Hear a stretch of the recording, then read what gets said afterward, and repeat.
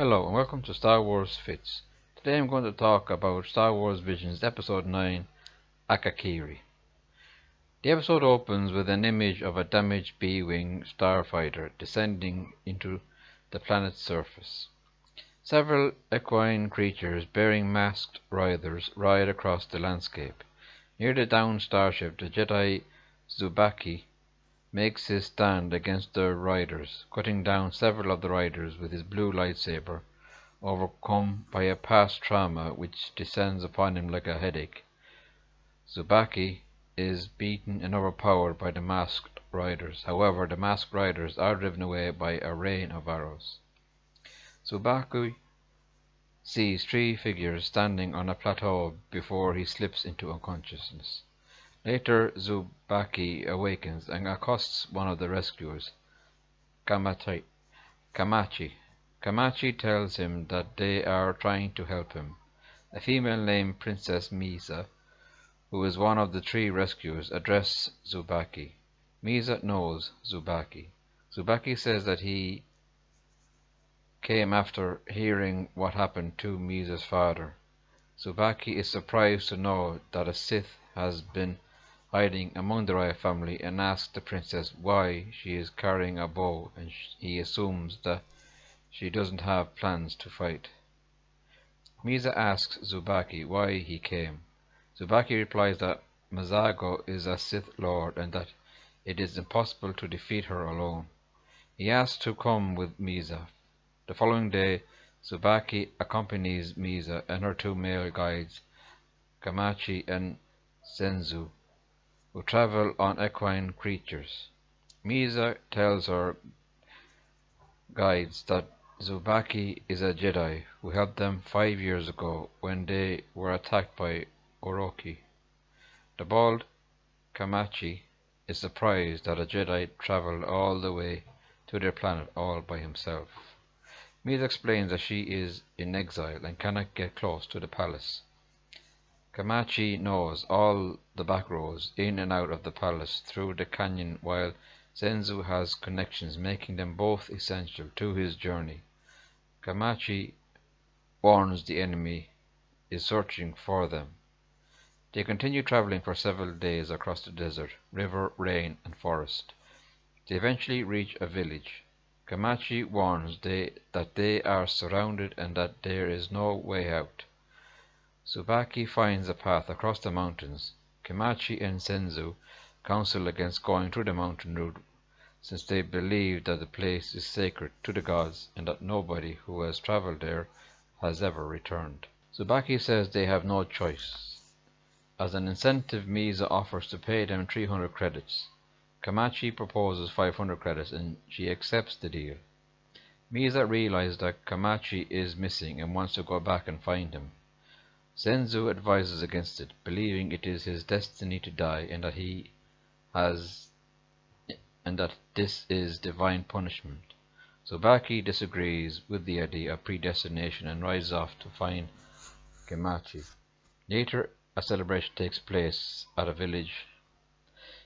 Mazago soldiers terrorize the local villagers. Misa and Senzu take shelter in a hut. Later, a jovial Kamachi returns with Zubaki. Misa pays him 500 credits as promised. The two men depart. Zubaki is then struck by a painful vision, but insists he is fine.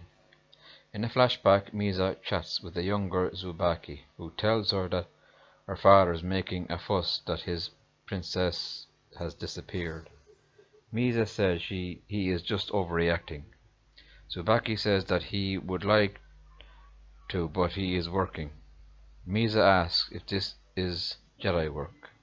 Zubaki then asks her why she is out here on the balcony looking down on a city. Misa says that she is just thinking about bringing stability, peace to this world, and that it would take to do it. Back in the present, Zubaki says he thought about what he could do and what he couldn't. Misa asks about his conclusion, but they are interrupted by Mazago and his guards. Mazago asks Zubaki if she thought she could avenge her father by bringing a Jedi. Misa shoots arrows at her, but Mizago deflects them with her lightsaber. Tsubaki tells Mizago that she is the king's sister and asks how could she betray him. Mizago responds that it was the right time and that she was waiting for the perfect opportunity. Tsubaki gives Mizago the option of leaving the planet and never returning. Mizago rejects Tsubaki's offer and charges at him. The two engage in a lightsaber duel and parry. Mizago says that Tsubaki has talent but lacks technique. Her guards bring in the bruised Kamachi and Senzu, who have been captured. Tsubaki withdraws his blade as he experiences a convulsion. Mizago claims that Tsubaki was predestined to die and that there is nothing that he has not been fated. Other guards restrain and capture Misa. As Tsubaki struggles to regain his strength, Mizago taunts him about his poor prospect of helping his friends. Tsubaki rises to his feet but struggles to walk. Mizago mocks the limitations of the Jedi's power and claims that the dark side of the Force can awaken the true power that lies within him. Mizago claims that it is Tsubaki's destiny to join her as he struggles with the vision. In a flashback, Tsubaki tells his white-haired Jedi Master that he has to look back. The Master asks if Tsubaki was experiencing another nightmare and asks what he saw. He explains that he saw the vision of someone being killed repeatedly. The Jedi Master thinks that someone else should go in Tsubaki's stead. If he goes, he will be tempted, and that will cloud his judgment. The Master warns that he won't be able to save him, since it is his destiny. Rejecting the destiny of defeat, Tsubaki fights back and strikes down several of Mizago's guards. However, he accidentally also cuts down Misa, who had been forced to wear a guard's mask. Mizago tells Tsubaki that without power he is nothing, but offers him the opportunity to rule at her right hand. Mizago claims that they can rule together, bringing order to the galaxy, protecting their planet and his precious Misa as well. Tsubaki points out that Misa is dead.